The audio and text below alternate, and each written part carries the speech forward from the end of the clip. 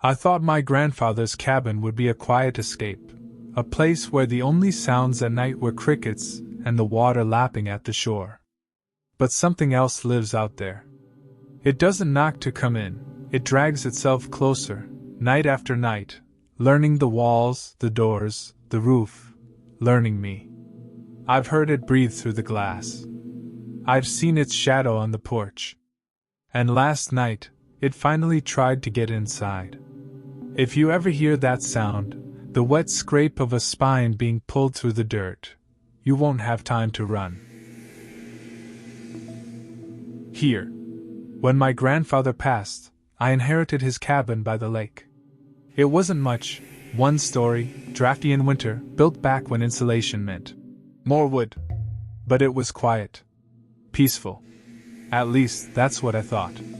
I moved in last fall. The air smelled like wet pine, and the lake behind the house looked like black glass at night. I'd stand on the back porch with a beer, listening to crickets and the occasional splash from fish breaking the surface. For the first month, it was perfect. No neighbors for a mile, no traffic, no city noise. Then I started hearing it. The first time, it was around 2 a.m. I'd fallen asleep on the couch and woke up to what sounded like someone slowly dragging a shovel through the mud outside. Long, wet scrapes. Pauses between them, like they were listening for something. I sat up, held my breath, and it stopped. The next morning, I checked the shore. There was a line in the mud, about 4 inches deep, starting from the tree-line and ending at the water's edge. No footprints. Just that strange trench. After that, I couldn't shake the feeling that something was watching the cabin at night. I kept the curtains closed, but every so often I'd hear that same dragging sound outside. Always starting in the woods and heading toward the water. Always stopping when I got too close to the windows. One night in December I caught it. I woke to the sound again, this time closer, right outside the porch. I crept to the back door and pulled aside the curtain just enough to peek. There was something standing in the frost-covered yard, backlit by the moon.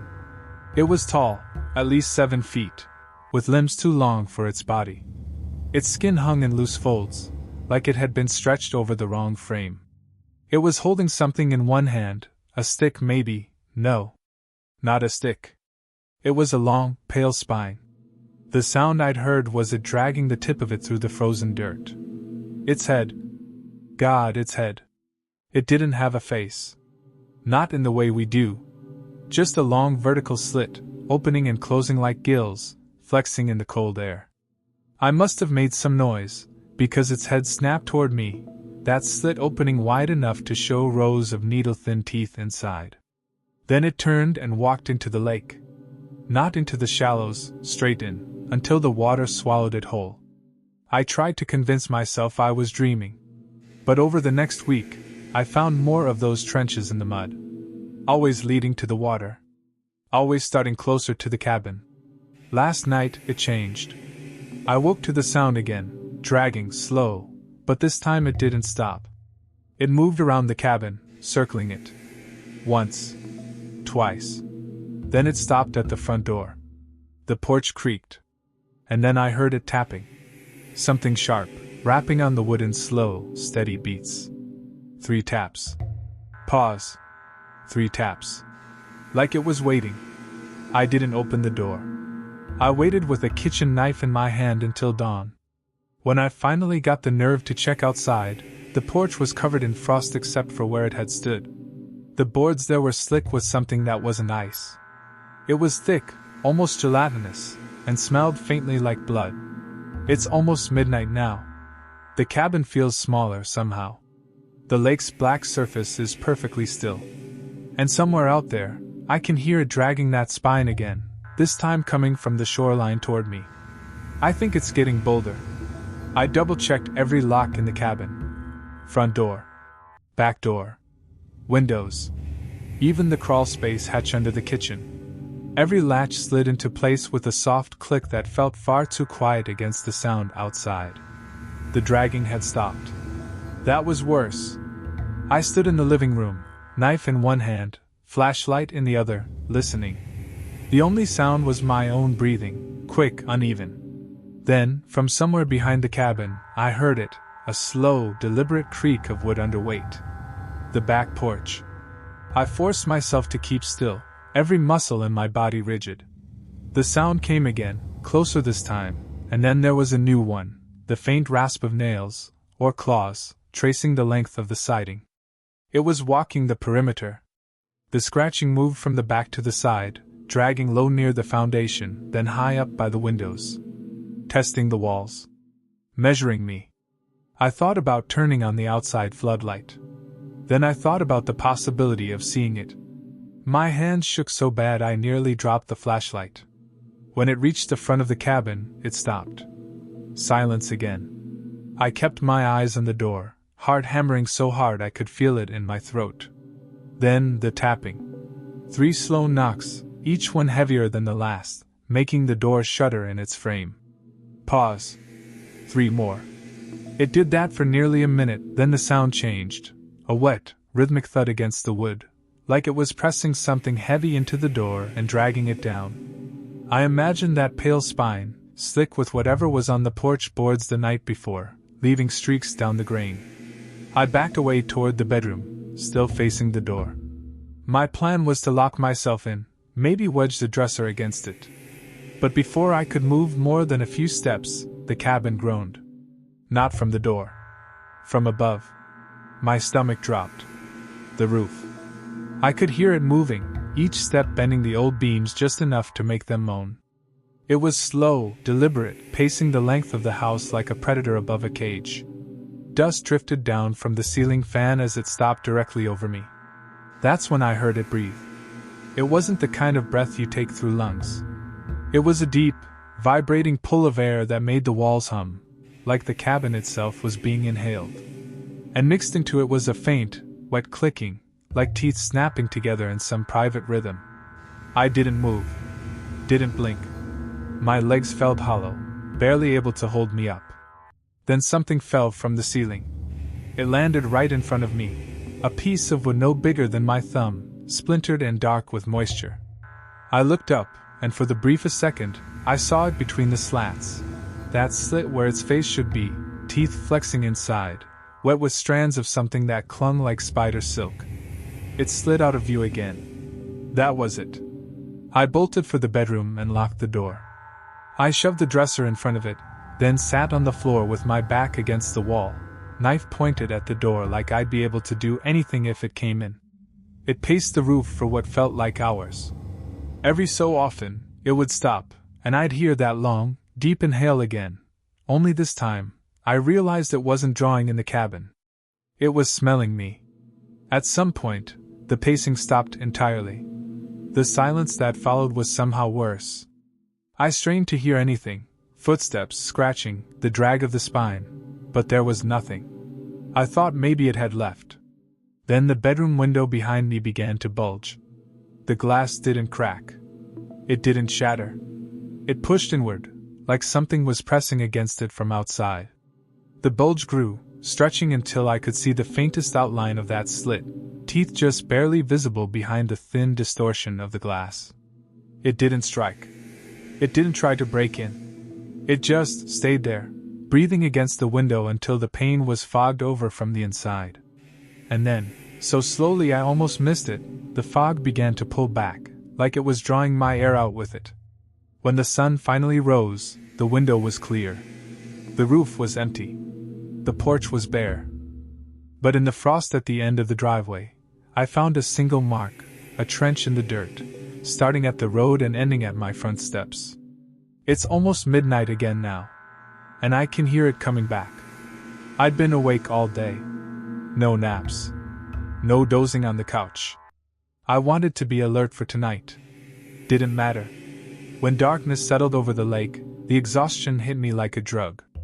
My eyelids felt weighted, my head thick and heavy.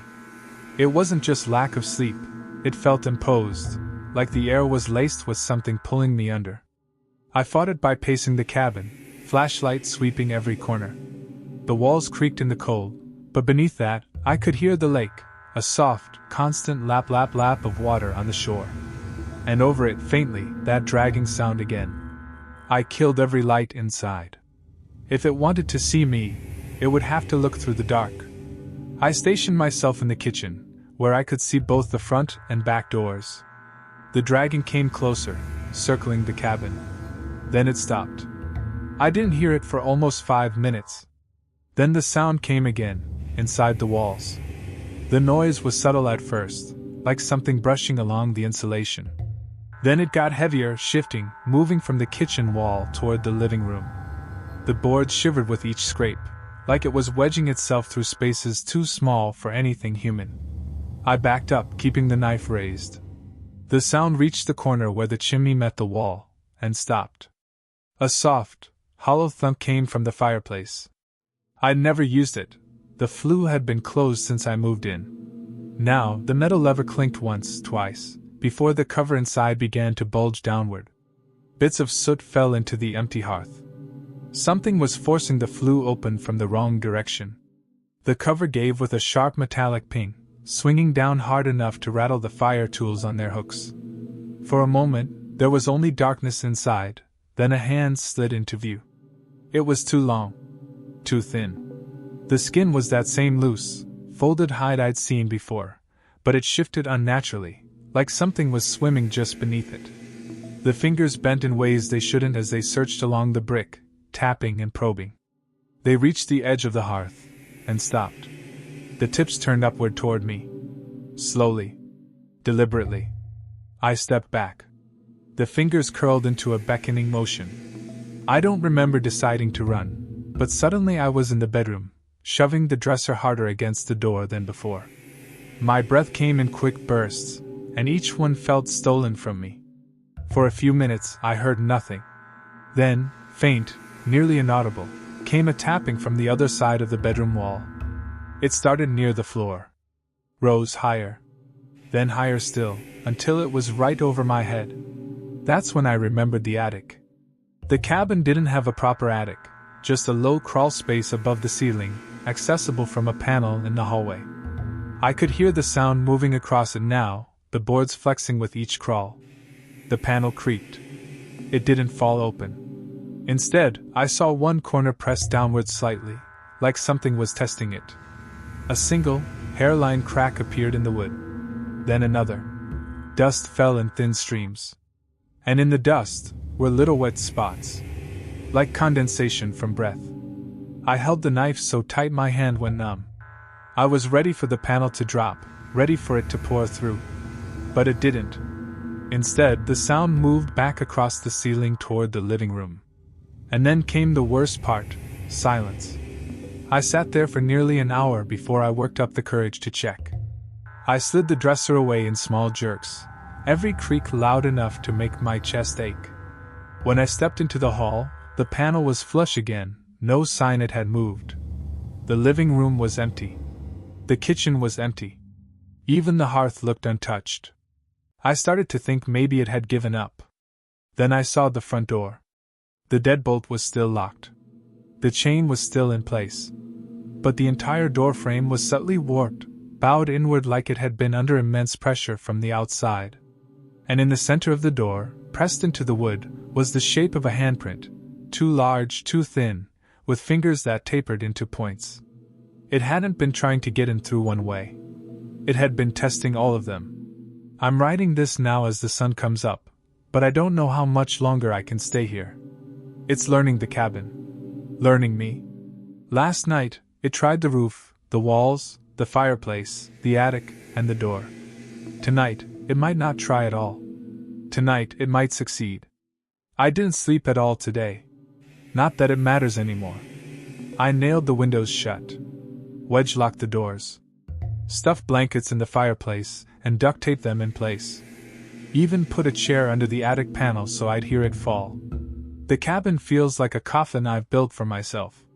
The lake is wrong tonight. It's too still, like the water itself is holding its breath. Even the crickets have gone silent. The air feels thicker, almost humid, but cold enough to make my teeth ache. I'm sitting at the kitchen table with the knife and flashlight in front of me. I keep telling myself I'm ready.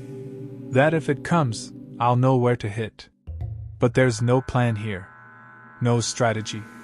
Just waiting. The first sound isn't dragging. It's knocking. Not at the door, from inside the walls. It's moving fast, circling me in tight loops, the sound bouncing from one corner of the cabin to the next. The boards are trembling, dust falling in little showers. Then the knocks stop. From somewhere above, the roof bows inward, creaking under weight. I glance at the attic panel. Still closed. Still pinned under the chair. Something drips onto the kitchen table. I look up. The ceiling above me is damp, water stains spreading outward in a slow bloom. But it's not water, it's that same gelatinous, faintly bloody stuff I found on the porch weeks ago. Another drop lands on my hand. It's warm. The attic panel doesn't open. It bursts, knocking the chair aside, wood splintering as something unfolds itself through the gap. I see limbs first, too many to count in the moment, sliding down the wall, folding over the counter, bracing against the floor. And then the head. That slit where its face should be flexes wide, and I hear it, not a roar, not a hiss, but a deep inhalation that makes the lights flicker. The air feels thinner instantly, my chest tightening as it pulls at something deeper than breath. I run. I don't remember making the choice, but suddenly I'm at the back door, kicking the chair away from the handle, fumbling with the locks. Behind me, the thing's limbs slap against the floor in uneven rhythms, scraping, reaching. I slam the door open and bolt into the night. The cold bites through me immediately, the air wet and sharp. The lake's black surface stares back at me, and for a second, I consider running for the tree lean instead, but there's movement between the pines. Too tall. Too thin. More than one. The water is my only option. I make it halfway down the slope before something hits the porch behind me. The sound is heavy, final, like it's dropped from the roof to give chase. I don't look back. I can hear it though, that wet spine dragging through the grass as it runs. The shoreline is slick. I nearly fall as I hit the shallows, but I don't stop. I dive into the freezing water, kicking hard until the cabin is a shadow against the hill.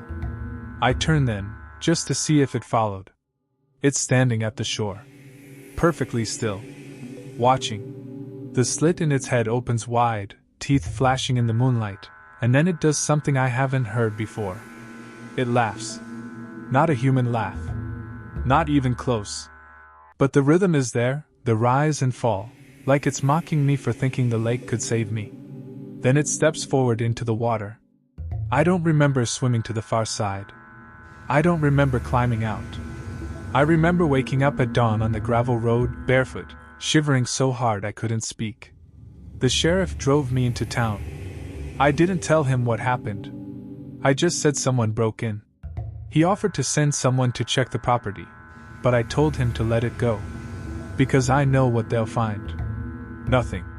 I'm writing this from a motel 20 miles away, but I can't stop looking at the bathroom door. It's shut, but every now and then, I hear a faint dripping sound behind it. If you're anywhere near the lake east of Miller's Crossing, if you hear dragging in the night, don't look out the window. It doesn't matter how well you lock the doors. It's already inside.